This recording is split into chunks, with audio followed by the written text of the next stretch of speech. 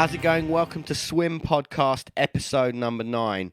That's obviously a very auspicious and magical number that holds a dear place in my heart. So I was chuffed that there's someone who isn't me on this one is Sam Carter of Architects. No relation. We speak about the new Architects album, All Our Gods Have Abandoned Us, which is out now on Epitaph Records. We also talk a bit about Sea Shepherd and just a bunch of different stuff. If you're a regular listener of the podcast, you'll know that it can kind of jump around a bit. And that's the beauty of it. I think it should just be a couple of like-minded people talking about music and art and everything else that kind of goes along with those things. So I hope you enjoy this one. This is Sam Carter. First off, cheers. Thanks for doing this. Thanks for having me on. Really appreciate it. Oh, don't say that yet. Imagine that. I'm a fan of the podcast and then my least favourite one's my one. Yeah, well, that could happen. Yeah. Well, first off, it's a weird one as well because we've already, in my other work capacity, we spoke about the album. Yeah. And released it through that as well. The announcement and everything was around that. Yeah. So you were the real birthplace of the new record. Yeah. The conduit. Yeah. And you were the first person to know that wasn't part of Architect's team when you called me in the studio and you were like, "Where are you?" I was like, I'm in the studio, and you were like, "What? What are you doing in the studio?" I was like, "Yeah, we're in the studio. I didn't tell anyone." Yeah. Yeah. And then I was good as well because everyone was like, "Promise me." I know. And then everybody that would like whenever your name would come up in conversation with people, they'd all be like, "So yeah, what are they doing? When's their next record?" And I'd be like, "Well, I don't know." Yeah, give them some time. I think they're just enjoying the downtime. Yeah, exactly. Yeah. So cheers for that. Yeah. But yeah, and like I said, when we spoke at that point, I was like, the album's raging, and my opinion hasn't changed at all. But there's so much, I've had a chance to digest it a bit more, and there's stuff in it that I find right. It starts off like, the opening track, Nihilist, right? Yeah.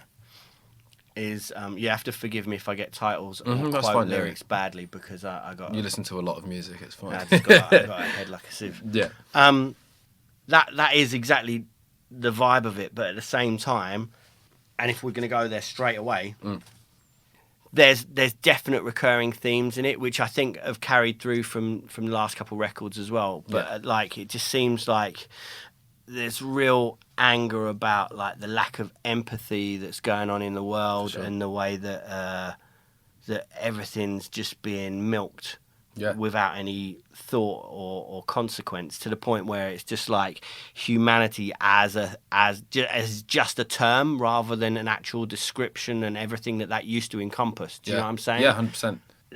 That's the vibe I get from it. The album is the sound of 5 people that have had enough.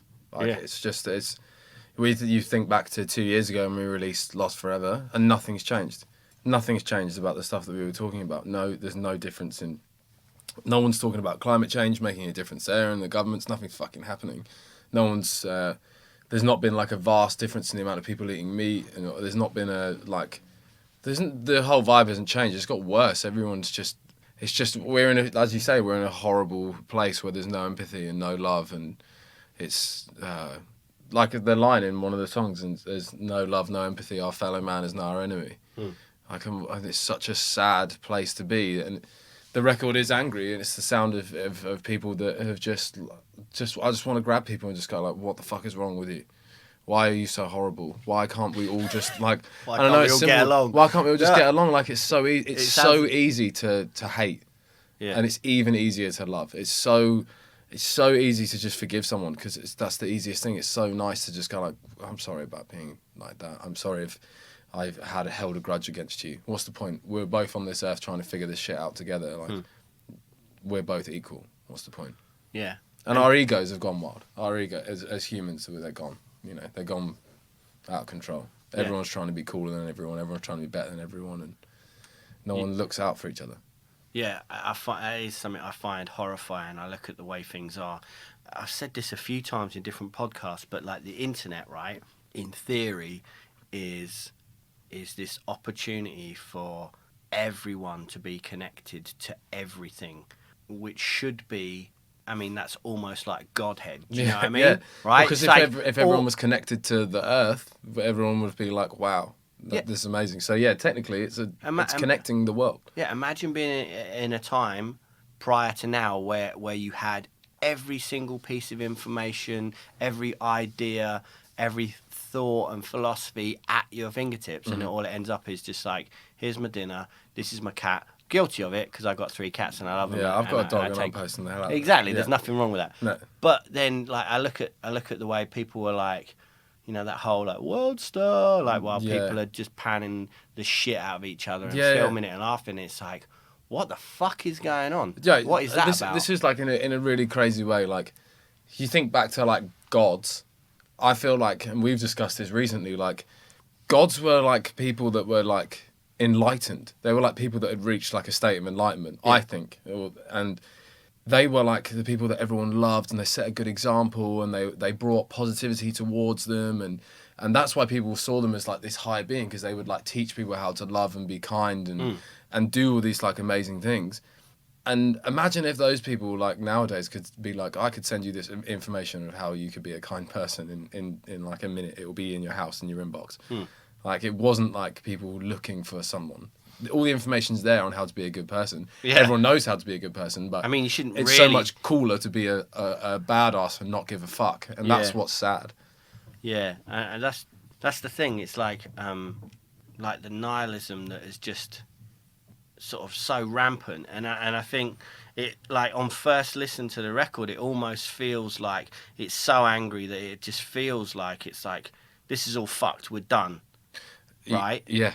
But I definitely think that there's a feeling of hope in there, and to me, like, I was, like nihilist in particular, it made me think of a couple of things which I wrote down. And one, it just feels like it sounds like a person that's like yearning for want of a better word, like a spiritual identity. 100%, yeah.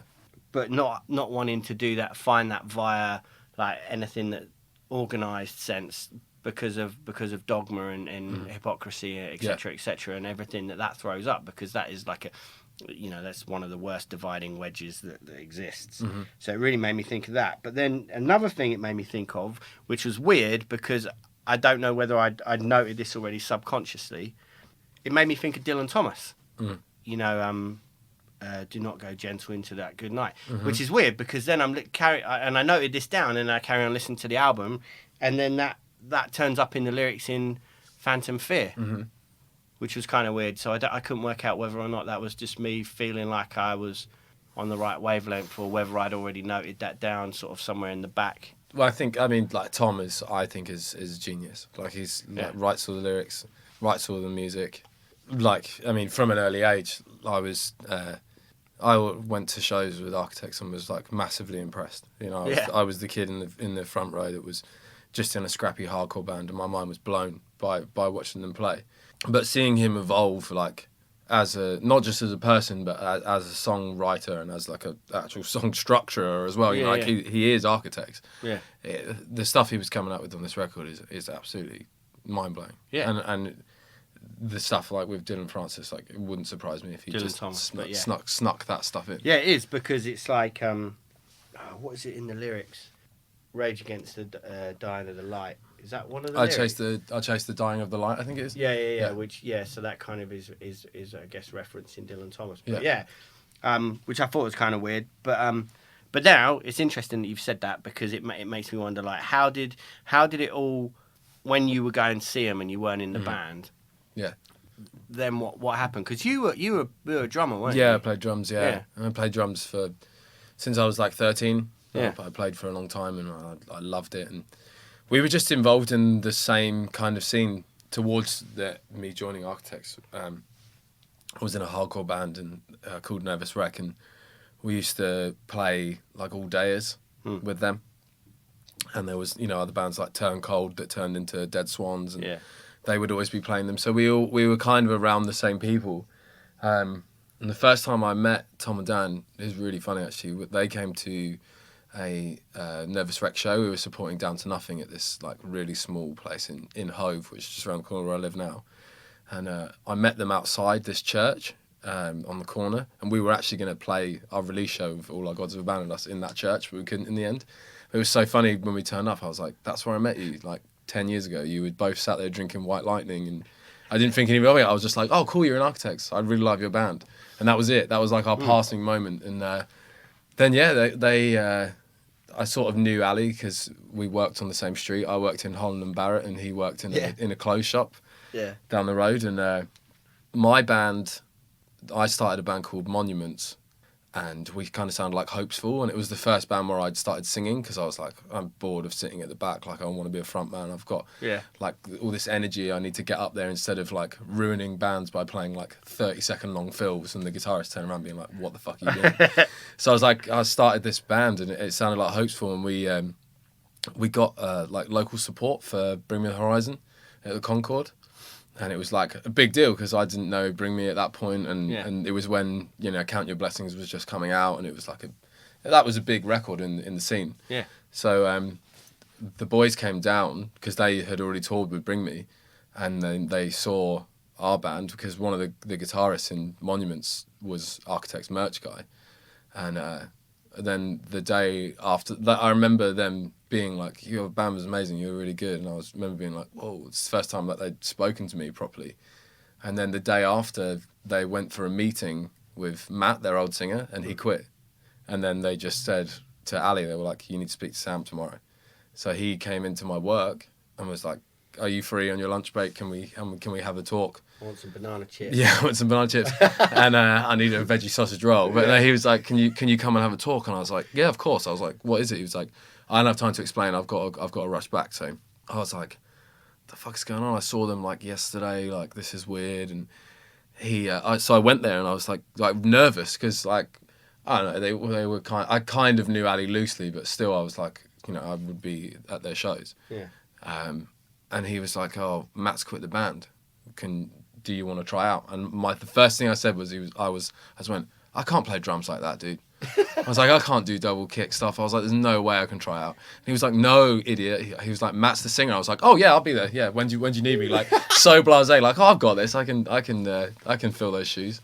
And then I went for a band practice and was a bit cocky in the band practice and couldn't quite get my head around the time signatures. But I think I said something really arrogant at the end of the practice, like, so I'm in, yeah. And they were just, and they still rinse me for it now. Amazing.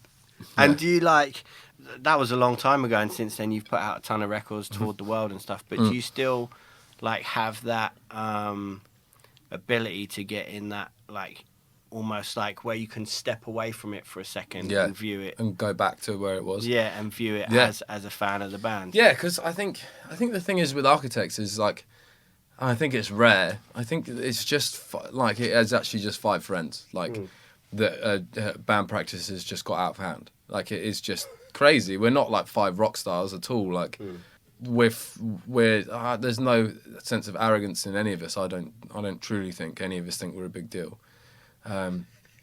So I think like we're always very grounded. Just like we know what's going on. And we're just really grateful to do it. So there's always times where we take a step back because I feel like every day is like a joke for me. Like I don't understand it. I really, and there's been times where I've really struggled to understand it because I like pinch myself because I'm like, how am I here now talking to you about our new record? Like how is, like, you know, I've liked A when I was a kid, you know, like what's like, so like moments like that where you're like, life is weird. Like this is cool.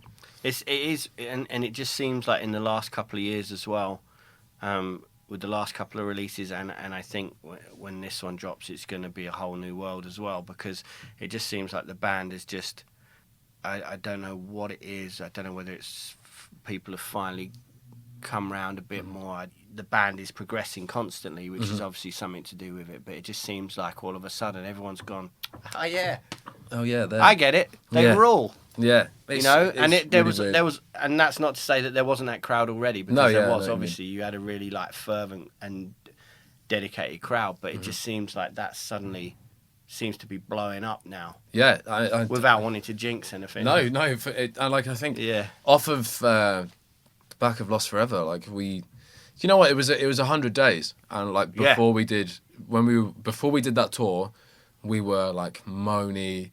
like miserable, always looking around at other people. Like, we were known as the band that moaned. We were known as that band that we would just joke about other bands, and it was like our party trick. Like, we would be like, why are they doing that venue, and why are we doing this venue? And had like our tails up, and we're like just fed up. But then on that tour, we kind of realised how it was a real moment of like, Adam was with us, like it was the first time he toured with us, and we all just got super close. We were travelling every day for 100 days, playing in the middle of nowhere, and going into shows with no expectations, and then coming out of shows like near tears, like Kuala Lumpur. It's in the DVD. We were like, this is going to be the worst show we've ever played. It's in the middle of a mall, in a room. No one's going to come. No one likes our band here. What's the point? Why are we here? Yeah. Played the show. It was one of the best shows we've ever played. Only like 400 kids, but every person in that room knew the words. And it was like, what, in Kuala Lumpur? Like, and the whole tour was like that every night. So after a while, we were like, no, let's stop being negative and start being like, tonight's going to be cool. This venue's amazing. Like, and then that sort of transformed Architects and our outlook and our like, hang on a minute, we've been doing this for, at that point it was like 7, 8 years or something, and we're best friends, we travel the world together, people come and see our shows, people really like our band, let's go and do a good record, let's go and like be Architects and just love it, because you never know when it's going to stop. Yeah. So that attitude change, I think, is responsible for people kind of going like, oh, now they get it. Now they realise like, yeah, you're a good band, but now you actually appreciate it. Now we're going to support you, you know. Not that people knew that, but I feel like I don't magnetism was involved there. Like, I don't think that would have been like a conscious, voiced thing, but maybe that is the way. Yeah, and it makes me think of the album, because like the sample of Alan Watts on Memento Mori. Yeah. That's exactly what it seems like happened. Yeah, we just stopped fighting it. Stopped fighting with it and just swam with the stream rather than against it. And then it was like an unblocking. Yeah, stopped comparing ourselves to other people and just realised how fortunate we were, and how like much we loved it, and how we shouldn't moan about something that we loved. Because... Especially when, you know, if we're being honest, that is something that used to blow my mind a bit, because you were such a you are such a distinctive band, and it's almost silly to compare one thing to another thing when those two things are intrinsically different. Yeah. You know? Yeah, for sure. I think we realised that we really loved it, and it wasn't just saying that we loved it anymore. It wasn't like just being like, it got to the point where it was like, no, I'm not going to moan about going on tour. Why would I moan about going on tour? I've waited my whole life to do this. What an incredible moment. That step out the door of like, I don't know what's going to happen for the next 3 weeks, but I'm going to be here, here, and here, and it's going to be amazing. Yeah, because you know that is one of the things, isn't it? It's a tough thing for people that aren't in bands and haven't played in bands to even get their head around, because it can seem a bit like, you know, you read all this stuff where it's like people are like, oh, we're going on tour and we've been away for this amount of time and blah, blah, blah, and it sucks and we're in a bus, and then you've got to suddenly take a step aside into the shoes of like of yourself when you were 13, 14 and you were looking at bands, and it would be like, whoa, you're going on tour for 3 weeks, you're going to tour the world, you're going to see Japan, you're going to see Australia, you're going to meet people that are from a totally different culture that are coming to see your band play your music. It's crazy. And, you know, but then again, the flip side is, it's not a fucking easy ride. Like going away from home, it sounds like, well, you're going on an adventure, and a lot of people seem to think that something that I found when I was touring a lot more when I was younger was that, you know, I'd reel off a list of places I was going to go to when one of my mates that wasn't in a band or one of my family. Where are you off to? Yeah, and you'd go, oh, I'm going here, here, here, and it blows their mind, and they're like, wow. Oh, you lucky man, you get to see all this, get to see that. But invariably what would happen was, unless you made a concerted effort to get up in the morning, get off your bus and hail a cab, all you're seeing is you're seeing your bunk, you're seeing the venue. Very true. If you're lucky, you might see somebody's living room floor that you're keeping on, or a hotel room, and then you're back in the bus or a van or whatever, whichever way it is you're touring, you know. And unless you make that concerted effort, because, you know, it is a gift. Like, when you think about it, like who at the ages when we're first discovering music thinks, I'm going to go to the other side of the planet. Yeah, I'm going to go and see this stuff. And it's really wild. I think the biggest example for me was like, I grew up listening to bands and buying the Warped Tour sampler.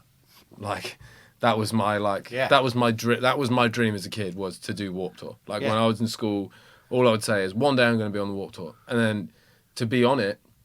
And it was amazing, actually. It was around that 100 Days time, where there were so many bands that had moaned to us about Warped Tour, like, it's the hardest tour ever, you're going to hate it, like, trust me, you architects, you moan a lot, you're going to really hate it. You lot. It's going to be the worst time. Yeah, and then we got on it, and it was the best tour we've ever done. Yeah. I love it.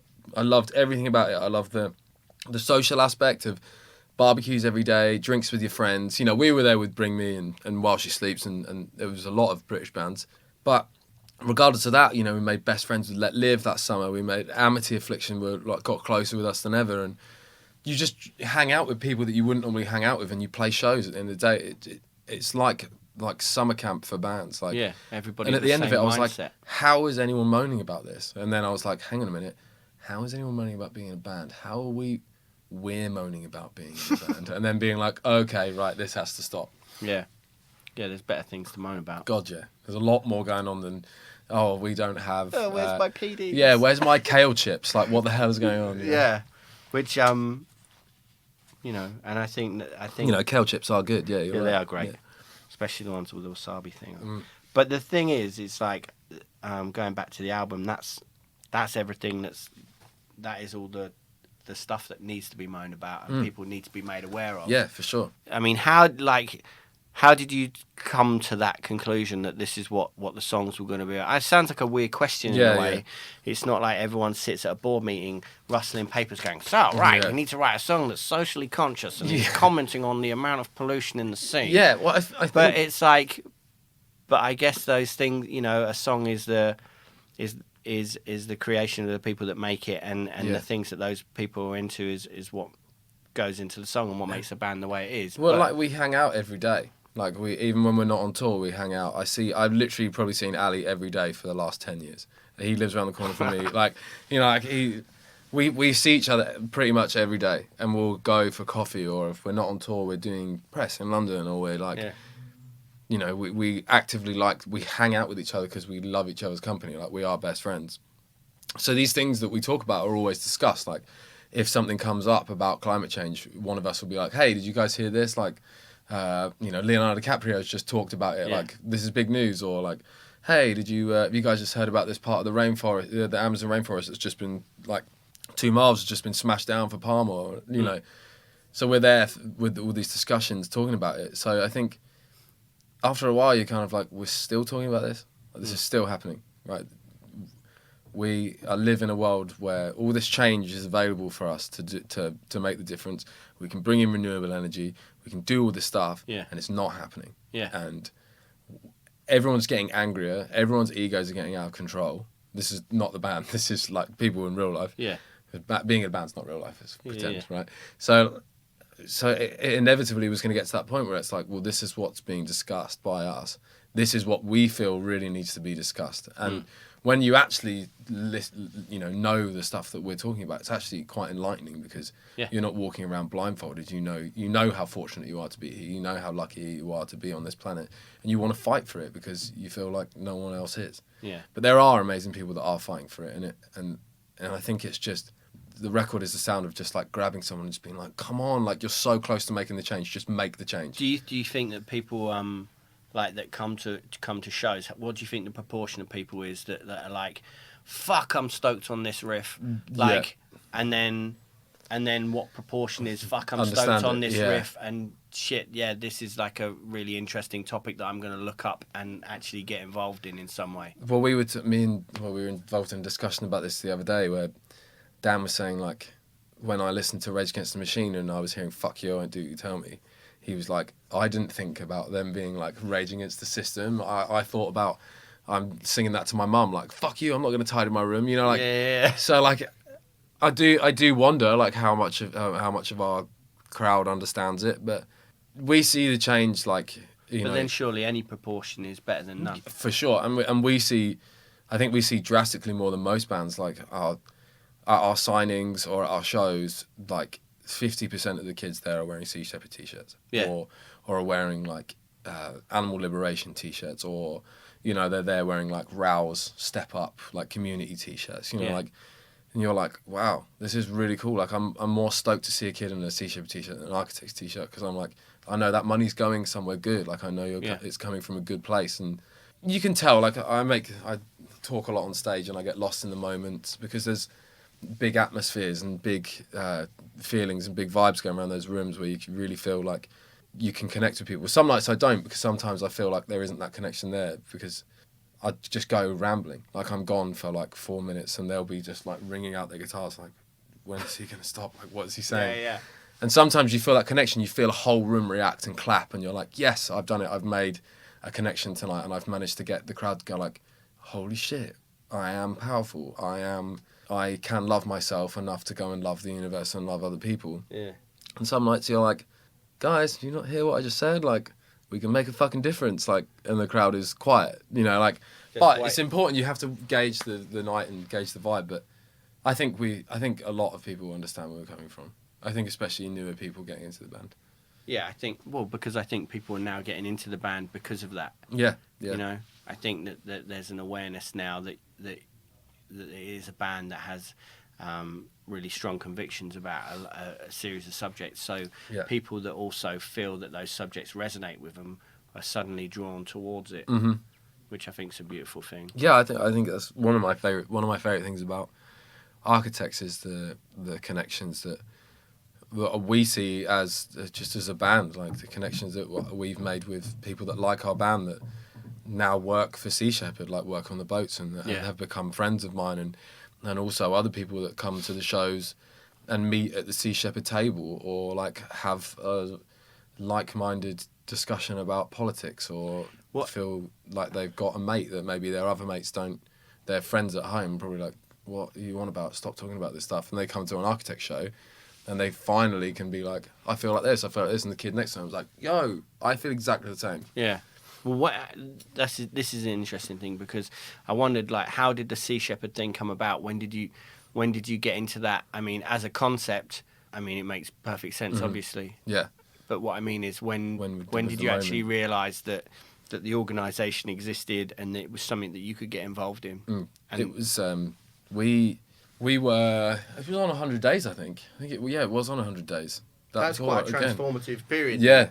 We were on that tour, and we were going to Australia. I remember flying from one of the places we were in to go to Australia, and there was a documentary on the plane that I watched called Shark Water, which was just an amazing documentary, and it just really grabbed me. And it was about how horrible humans are to sharks, and definning and all these crazy things. And in the middle of the film, Paul Watson, who is the founder of Sea Shepherd, is involved in stopping these people in Costa Rica from shark finning, and he tries to publicly arrest them, and he's working for the Costa Rican government. And then it turns out at the end of the film that the Costa Rican government arrest him and try and get him done for ramming their boat and trying to get them. And he was working for the government, so they paid him off, and they were trying to. It was very corrupt, and I was really into like that sort of corrupt world. I was like, what the hell is going on? Like trying to find out everything. So when I saw that, I was like, I'm on board. Like I want to help this dude. I want to help this organisation. They're doing amazing things. But then I didn't know where to go. I just was like, oh, cool, Sea Shepherd. Must remember Sea Shepherd. And then the first date of that tour, there was a booth at one of the shows, like that had just been set up, and there were people there with Sea Shepherd t-shirts, and I walked over and was like, by chance? Yeah, just by chance on that tour. I was like, what is this? I've just watched this documentary, Shark Water, please tell me everything about you. And I bought a t-shirt, and then that was it, and I left from there and wore the t-shirt, and then that's amazing synchronicity, isn't it? Yeah, and then I remember being in Bali on that tour, like after Australia, and watching a couple of documentaries on YouTube while the guys were in the. It's funny actually. The guys were in the pool. We had like a pool for the night because we were staying in a villa, and they were all on mushrooms just in the pool, like having a great time. and I'd eaten something dodgy, and I had like barley belly, and was like, I mean, the worst pain I've ever been in. I remember just sitting on my laptop, just in the toilet, just like I'm dying. But I was watching this documentary on Sea Shepherd, and I was like, I can't take my eyes off it. And I remember watching stuff for about 4 hours, just going like, this is just insane.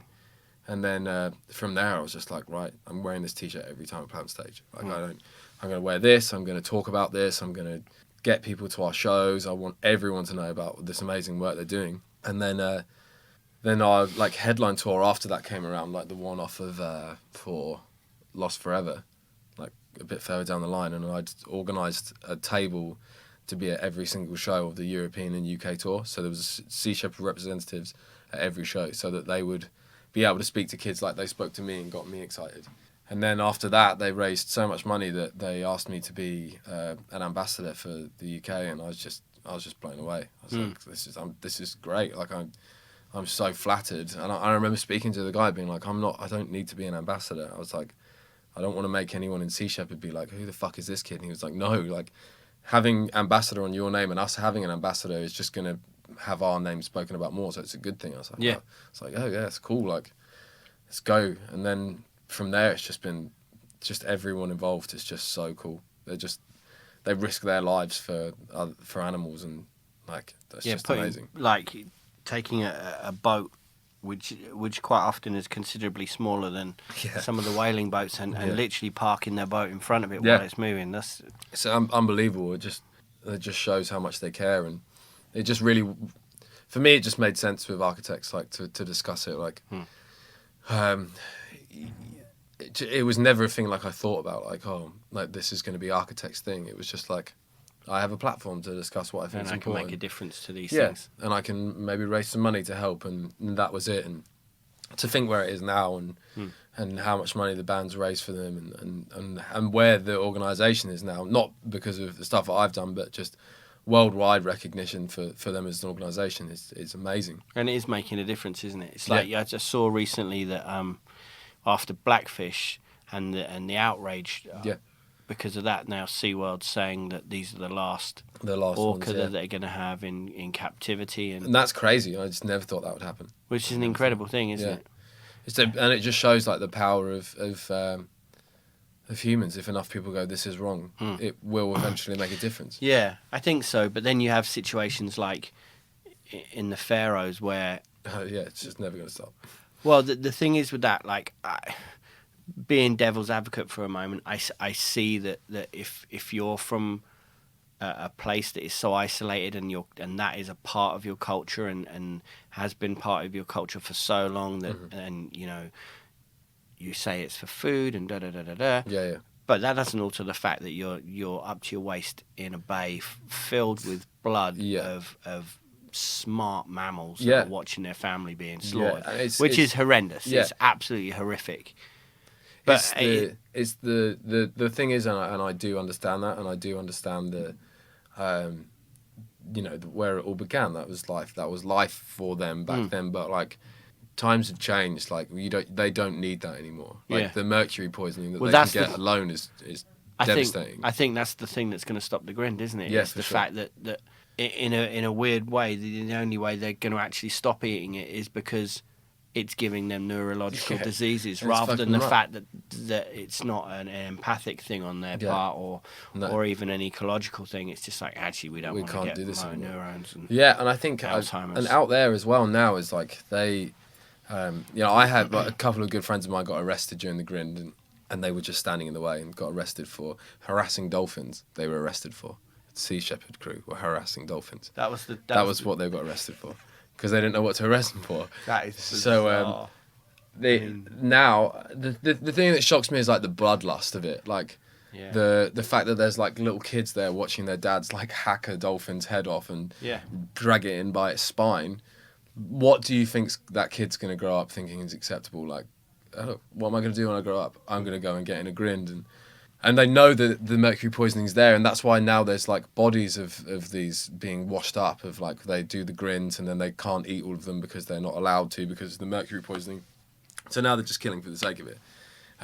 Wow. So it's really wild. But yeah, you're right. I think the mercury side of it's gonna be the real, like, we have to stop, because they're so like, this is our tradition, this is that. And it's like, yeah, well, you know what? Like, 20 odd years ago, racism was still acceptable. Like, times changed. Like, fuck your tradition. You need to change, because you didn't have a co-op at the end of your street, like at the end of your lake or wherever years ago. Now you do. Like, you don't have to kill these dolphins. You don't have to kill an animal to survive.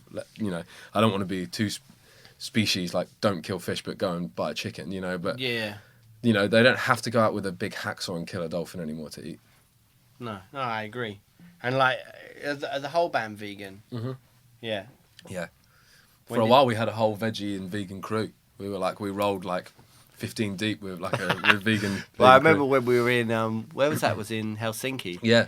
And we all went out. That was a good time. Yeah, that was good food. Yeah, it was amazing. But, like, when did the change come for that, and that became a thing, or was it not even a thing? It was just something you all did. It was, again, just before 100 days. It was that whole period. 100's our lucky number. It was at the end of Daybreaker when we were in the studio, and I went home for 2 days to just go home and chill out for a little bit. Yeah. And I came back and Ali picked me up from the train station. He was like, "Hey, just so you know, we're all vegetarian now." And I was like, "What the fuck? What do you mean you're all vegetarian?" Like, it's like, yo, we watched this documentary called Forks Over Knives. Yeah. And then we watched another one, and now we're all vegetarian. And he was like, "I don't want to tell you what to do, but you seriously need to watch this." And I was like, "Oh, okay, fine, I'll watch it." And then I watched it and was like, "Yeah, I'm vegetarian. Yeah, I'm down. I'm down straight away." And then 2 days later, 2 days later, Dan and Ali were vegan, and a week later, me and Tom went vegan, and then from there it was like, "Yep, we're gonna do this." And then Adam on 100 Days like came on the tour for when Tim left. He like filled in, and he like turned up and was like, "Oh, so you guys are all vegan?" And we were like, "Yeah." And he was like Adam was like eating like 2 chicken breasts a day, maybe more. Like, he was like fully stacked, like, bodybuilding dude. And then we were just taking him to these restaurants being like, "Here's a tofu burger. Enjoy that." And then by the end of the tour, he was like, "Yeah, I'm vegan. I've done it." And then it was like, gradually our friends and crew were like, "Okay, yeah, I guess it makes sense." Yeah, I'll give it a go. And then, yeah, from then on it kind of snowballed. Yeah. Yeah. Do you think that's you for life now? Yeah, I think so. I think just don't need it. The big thing I worried about was like B12 and feeling weird, and like at the start I was like taking supplements and like worrying, and like I'm fine. Like, I haven't taken like a supplement in a long time, and I got my blood checked the other day and they were like, "Yeah, B12's really healthy." It's like, "Oh, cool. Thanks very much." You just have to be a bit wary of what you eat and know you're eating the right stuff. I think maybe one day if I like rescued chickens when I'm older, if they were laying eggs in my garden, I'd probably find it hard to not go like, "Oh, maybe I'll eat a chicken's egg," but I can't see myself breaking. Yeah. I love being vegan so much. Yeah. I think there's everything that comes with it as well. Yeah. And that which really pisses people off that aren't, which I kind of enjoy as well. Yeah. But I'm a bad vegan. I still wear leather. So I'm like, you know. But I also I just have respect for everyone has their own things that makes them feel good and makes them feel bad. I think people that don't eat meat 2 days a week are good. I think we're all doing our bit. Meat-free Monday, if everyone in the country did Meat-free Monday, it would be so good for our carbon footprint. You know, like... Yeah, I mean, look at just the impact on agriculture and farming for meat eating is crazy. It's crazy. When you actually look at it, without wanting this to turn into that podcast, but it's awful. Like in the simplest form, if you put all the gases from like cars, planes, buildings, all of that, all the human side of it, there's nowhere even near the amount that's created by just animal agriculture. It's crazy, like really crazy. Yeah. And films like Cowspiracy are doing like amazing things to discuss those points, and they do it in a really non-confrontational way, which I love. You know, the whole kind of the fact that the dude is not vegan at the start, and he goes out like trying to find out what's going on, and then by the end of it, he's like faced with having to kill this chicken. Doesn't kill the chicken, keeps it. He's like his best friend, and then by the end, he's like, "Yeah, I'm vegan. I'm fully vegan. Like we all need to fucking do this." I think it's the world is heading in the right direction. That way. I think there's more and more vegetarians and vegans. Were you saying about that? That's something that made me think. We've gone with the wind. The lyric where it says "Hope is a prison," And it's like, that's something I was thinking, because it's like the record's so pissed off, like adamant in its stance on all these things. You know, do you think that, it sounds like a weird, stupid question, but I mean, personally, do you think like it's beyond hope? I do think it is, and I think, you know, the hope is a prison was a line that was said to us by our really good friend John Green, who, like, I guess he's like a guru. Like, you know, he's done mad amounts of DMT with shamans and shamans, and like, he knows about life, and you can sit there and just listen to him talk for ages, and he's such a beautiful soul. And I remember we were going through a tough patch, and he was just like, my friends, hope is a prison. Like, don't hope, do. Don't hope you're going to get better. Don't hope that that we're going to be okay. Don't hope that this is going to happen. Just say it's going to happen. It's going to be okay. So the line "hope is a prison" is like it is like saying, I hope I get better. Like, I really hope I can get through this. Like, I hope I'm going to be all right. Just say you're going to be all right. Just know deep down that when you say it's going to be okay, I know we're going to be all right. Something in your body, there's a chemical reaction there that makes you instantly go like, whoa, I'm going to be all right. Yeah, because I guess then in that sense, with me saying, do you think things are beyond hope, that sounds like a negative thing, that it's like, you know, there is no hope left. But there is no hope. There's just actions needed. Yeah, to be beyond hope is actually is a positive thing. Yeah, for sure. Yeah, because you've gone beyond. You've gone beyond the point of like, oh well, I hope it figures itself out. It's like, no, we actually need to do it now. Yeah, yeah. And there's no time like right fucking now to do that, because it's like it's already gone past the point of like waiting and hoping. It's like the change needs to start. It needed to start yesterday. You know, like Adam said earlier on, it's like the change needed to start yesterday. We're late. You know. Yeah. Yeah, and it's a weird one as well, because there's so many different like ways that people are saying, oh, this is going to change for the better when this happens, and like the whole, I said to you before we started, I was speaking to Jazz Coleman, like he started saying about the transhumanist movement and about how, you know, like people were being infected with, he really got into some deep conspiracy theory type shit, where he was saying about, you know, nano robots. Well, not nanotechnology. Well, not about nanotechnology. He said it was something else that was like, you know, as in like the whole kind of almost like the chemtrails thing about, you know, spraying over people so that they're ingesting these like really high levels of aluminium and mercury, as we were saying with the other things. Yeah. And then you've got someone like Kurzweil, who he is so against and saying he thinks he's a monster. You know, you've got someone like, have you seen Transcendent Man? No. Okay, so Ray Kurzweil is, I guess, a scientist who's basically sort of theorizing technology that will exist based on what we have now. Right. So in 10 years' time, we'll be able to do this. And he's making patents for technology that doesn't exist yet. So it's almost like he's writing science fiction. Right. But then he starts talking about how the singularity is coming, he thinks, in like 2049, where, you know, AI is going to be at the point where and this is where it starts sounding like Skynet became self-aware, which is crazy, because when you start thinking about that stuff and it just makes you think of these kind of miserable sort of science fiction films of like this dystopian future. But he's saying that really shortly that it's going to get to the point where technology will become aware of itself, where nanotechnology and robotics will become such an important part of human development that it'll be the next stage of evolution. There'll be no disease, there'll be no aging. So crazy.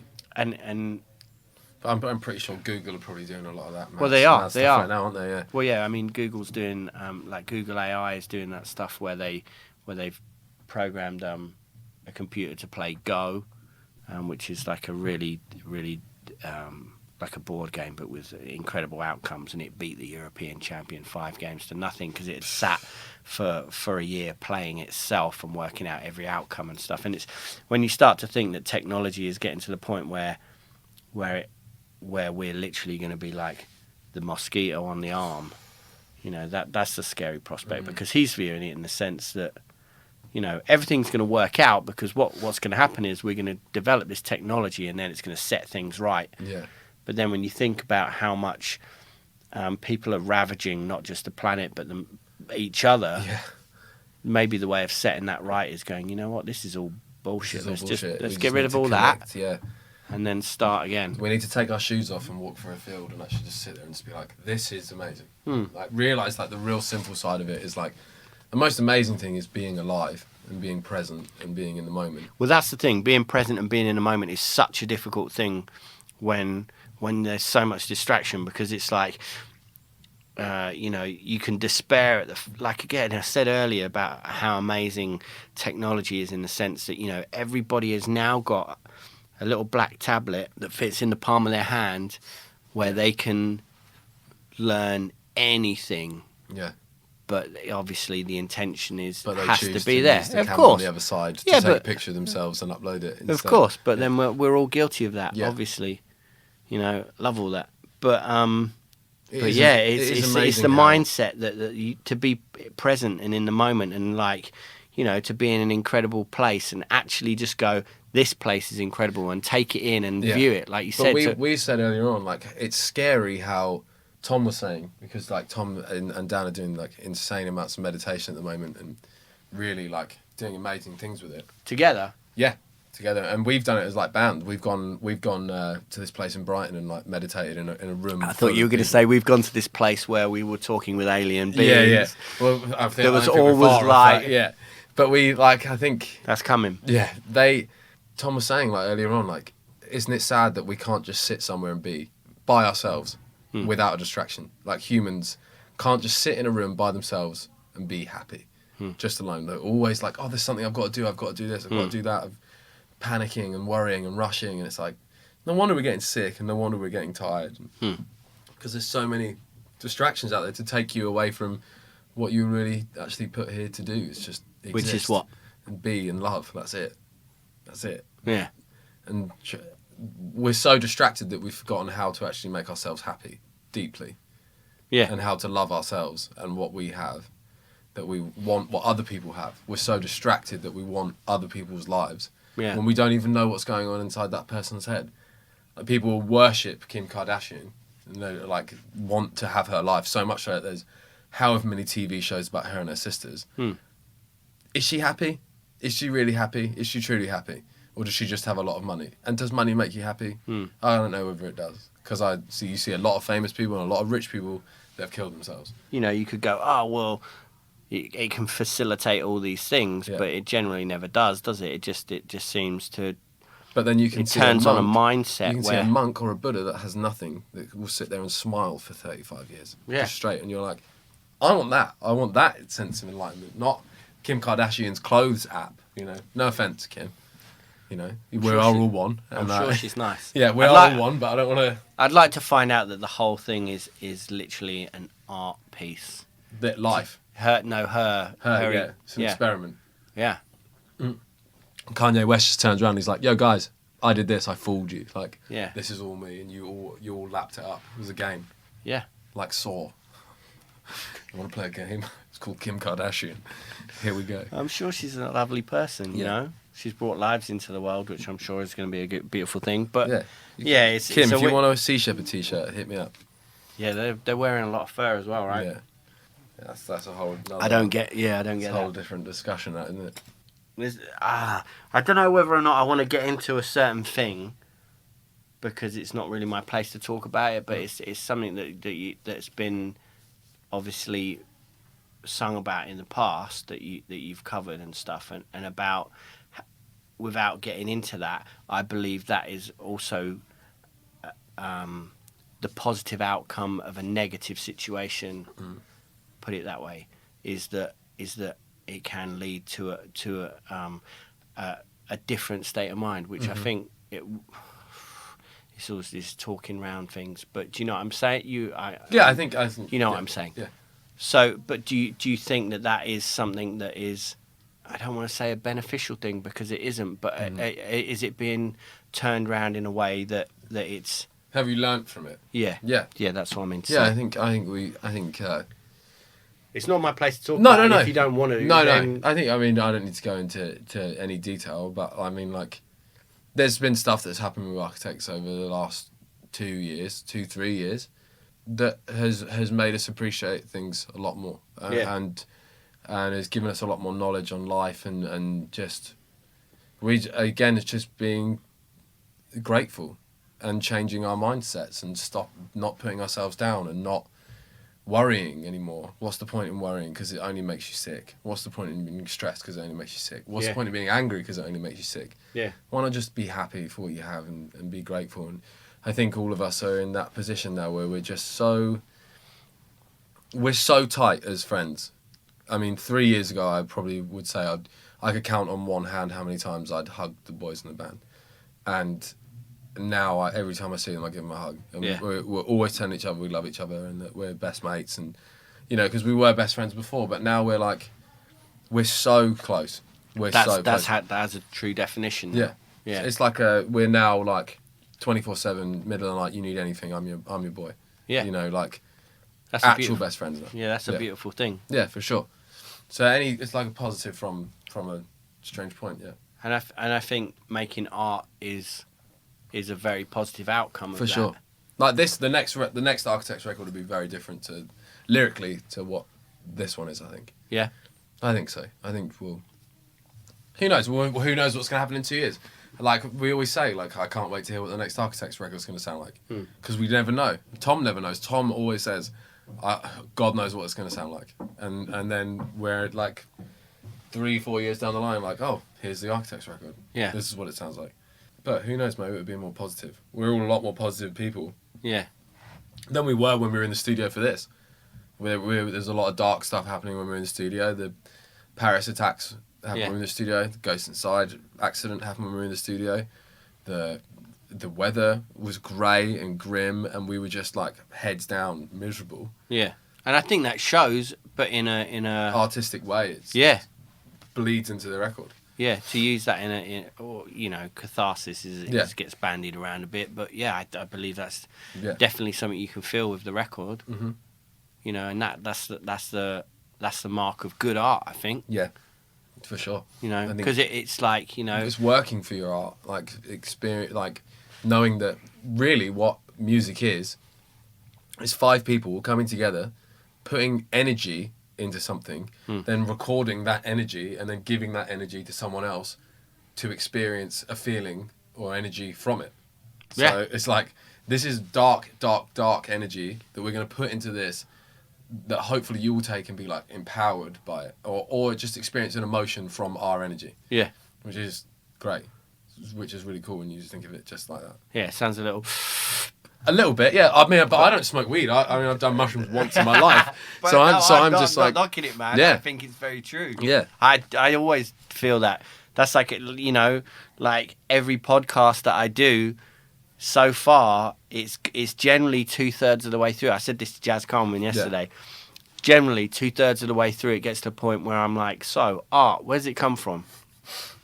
Because it's about energy, and it's about harnessing things that are almost an external force. You could look at it in different ways, but like in a Jungian sense, you're tapping into like archetypes, and it's evoking emotions in you, and then you channel that in a certain way, and you make whatever it is you do, whether it's visual art or music or whatever.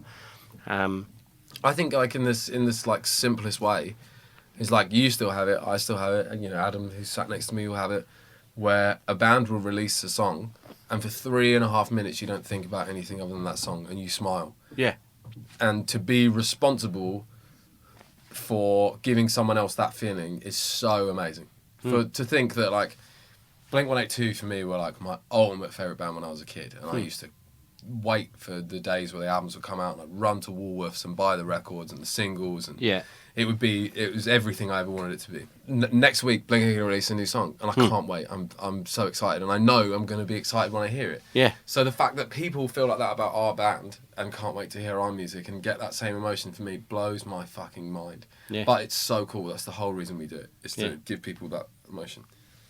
What are the bands that do that for you now that were maybe that weren't just necessarily bands that you were into as a kid? Thrice do it for me still. Like when I heard that new song, that Blood on the Sand song, I lost my mind. I was like, oh my God, this is amazing. And again, a band that's just saying something as well. Yeah, pre-ordered it instantly. Can't wait to like session it. it comes out, I think, the same day as ours, I think, as well, which is awesome. And bands like that, and bands that are like. Do you still get transported back to those moments, though, like you're saying, or is it just? Yeah, are you appreciating it on other levels now? I still get that escapism guy? For sure. Yeah. Like bands like Stick to Your Guns and Shikari, like for like current heavy bands, where I'm like, whoa, amazing. Yeah. The other night, Royal Albert Hall, Bring Me the Horizon, I was gone for 40 minutes however long the set was. I lost my mind. I don't remember. I didn't think about anything other than wow. Yeah, I cried. Yeah, I cried. Drown. I cried. Yeah. Good. Yeah. That was a beautiful thing to see. Unbelievable. And that for me was like, music in its purest form. Just for the whole first 2 songs, I didn't say anything to Layla. She was stood next to me, like, looking at me, and my jaw was just open, like, oh my God, they've done it. But then I think that's the amazing thing is that there's a group of bands that have come through from like all around the world, but the ones that I get a little extra stoked on are the ones from here. Yeah. And you guys and Bring Me and Shikari, like I see these things that the band are doing and saying, and it's just like, fuck yeah. Yeah, it's like evolving and watching your mates evolve. It's like so brilliant. Like, watching, we played with Bring Me in like Romford, and now like we're doing the Roundhouse and they're doing the Royal Albert Hall with an orchestra. Like, just it's crazy. Like, how far they've come. And like in Shikari, Ali Pali, my first band played with them in Littlehampton.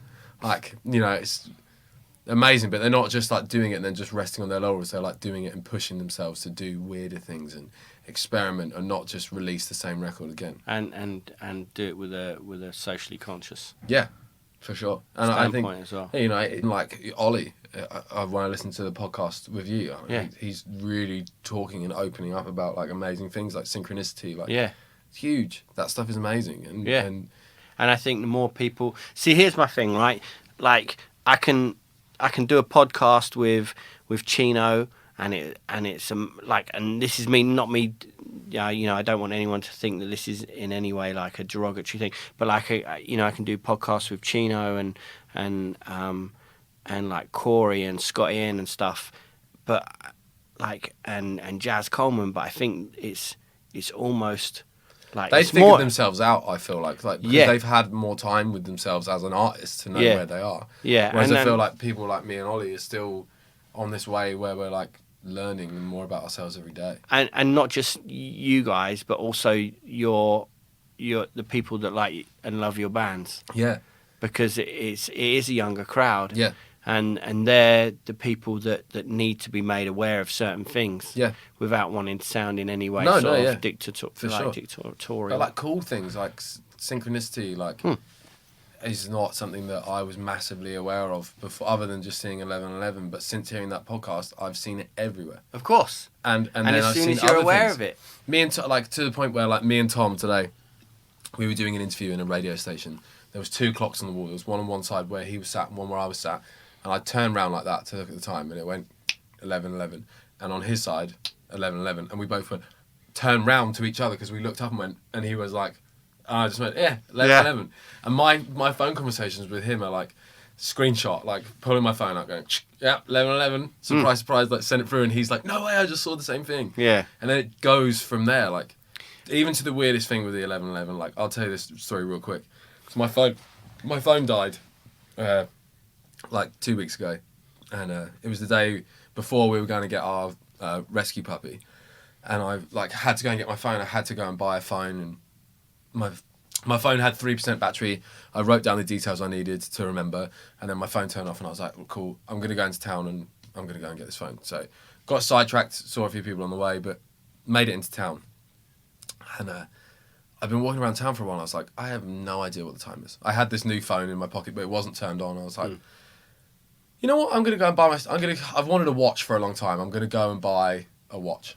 If I see the one I like, because I wanted this silver Casio watch, and like the old school ones. I don't want a big flashy watch. I just wanted like a metal Casio. So I walk into Urban Outfitters, and I'm like, maybe Urban Outfitters will have it. First thing in there is watch right there. Just there's 3 watches, and I just pick up the one at the front. I'm walking up to the counter. There's no one in the queue. I'm walking up to the counter, and it literally goes 11:11, as I pick it up, it goes to 11:11. I'm like, what the fuck? This is weird. And I say to the girl behind the counter, I'm like, so weird not having a watch or not knowing what the time is. I was like, is that actually the time? And she was like, no, it's 11:28. I was like, so I just bought this watch that says 11:11. It's still 11:11 while I'm having this conversation. And I'm like, said to her, I was like, isn't life beautiful? And she like looked at me like, yeah. You're I was bonkers. like, okay. See you later. And I was like, I'm that weird hippie now. No, but and the I thing love is, it. as soon as you start noticing these things, they become more and more apparent, and they start talking to you a lot more often. And I think if you're doing meditation a lot more, then those things become way more apparent. But like even like Tom went to a meditation thing the other day, right? Went to a retreat in Italy, and Nice. it was with this guy called Joe Dispenza, who's amazing. He's running this second course, and I won't say where it is, but now because it's part of the story. But we had an Australian tour booked in. It was a headline tour that we had booked, and we were like 100% confirmed for it. Then Ollie got in contact with me and was like, hey, what are you doing this month? We really want to take you to Australia. And I was like, that would be sick. Let me check with Joey, our manager, and the boys. And we sorted it out so that we cancelled that tour, and we were like, we want to do the tour, bring me. It'll be amazing. It'll be amazing to hang out with them again. And that bill's tour. sick as well. So Amazing. 68 as well, right? So sick. Amazing. So then it turns out that this new meditation course that Tom wanted to go on in Australia is in September, which is the time where we're supposed to be going with Bring Me. And Dan turned around to him and was like, the only way we can go on this meditation retreat is if it finishes on the 10th or 11th. I can't remember the exact date. And Tom was like, okay, I'll check now. Checked. The meditation course finishes the day before the Bring Me the Horizon tour starts in Australia. And we were never supposed to be on that Bring Me the Horizon tour, and now that's happening. Like, I don't know, just things like that are just, you're like, what are the chances of this stuff happening? Once you open your mind to it, you're like, the universe is literally watching my back. Like, it's got me. And you just have to say thanks to it. And then it goes like, here you go, you crazy man. Like, here you go. You love me, I love you. Like, I'll put it back. Yeah. And like, really weirdly enough, I'll say one more really crazy thing, right?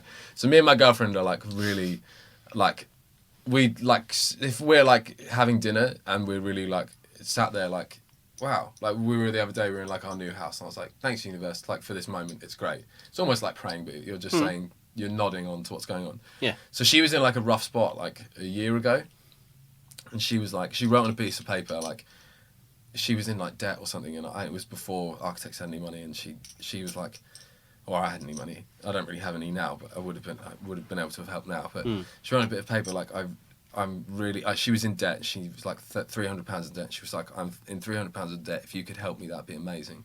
I know I shouldn't be asking for money, and she wrote it away and then threw it in the bin. But she wrote it on a bit of paper, and then a week later, she got offered a job for £300. Like they were like, if you want to do this, like, this is a job, I can help you out. And it's like, from that moment, I was like, yo, like, magic. I'm not in it for the money, but it's magic. Is like, real. Someone is there going like, it's okay. It's okay. You love the universe. You say thank you. You get what you give. You give out love. Yeah. We're going to give you some back. Yeah. Now, I think that's part of the reason why everything's fucked. Yeah. Because people don't get that. No. Mm-mm. People will want to look out for themselves and don't give out love, but they expect love back. People want to be worshipped without worshipping other people. Not worshipping other people, but loving other people. People want love without giving it in return, I guess. Heavy. Yeah, man. But great. I was going to say about that. Oh, that's an hour and 6. I like that. That's a good time, because it feels like it's been like 10 minutes, so you know it's a good conversation. That feels good. I was going to say about that Alan Watts thing as well. Yeah, dude. How did that come about? Because and that's a weird thing as well. Like, I'm crazy that you're talking about that, because it's...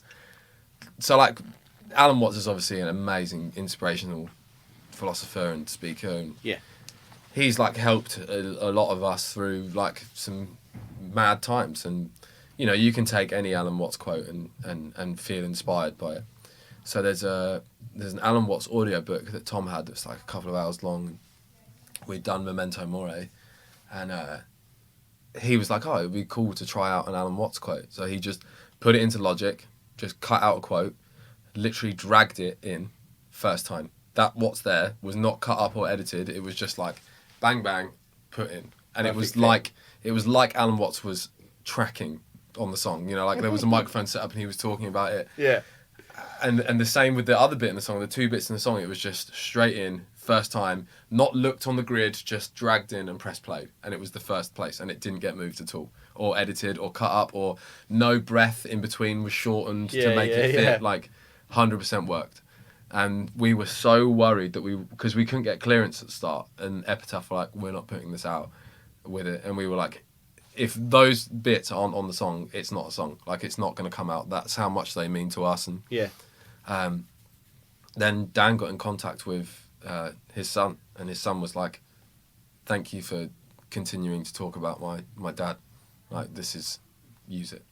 Take it. There's a good and it was like, yeah, it was like, and like Dan, like Tom was on the phone to him, and he was like really like stoked that we were doing it and carrying on his work. And Tom was like, he's obviously his son's lived in America, so he has like an American accent. But he was like, I could just tell he was just so calm and nice, and he just wanted us to do well off of it, but not because of it, but just spread the love that was in the record. I just think it was the perfect point to finish the album as well. Just being mindful of death. I could just be like, it's around the corner. We're all going to end up there. So just make the fucking most of what you have and just love it. Because the worst part of dying is the worrying before it. When you're dead, you don't know you're dead. That's the easiest bit. You're gone. You don't know. But the whole anxiety and fear before it, that's the worst part. So if you just go like, I'm just going to love my life and just love everything about it and just get on with it, then dying is really actually painless. That's the end.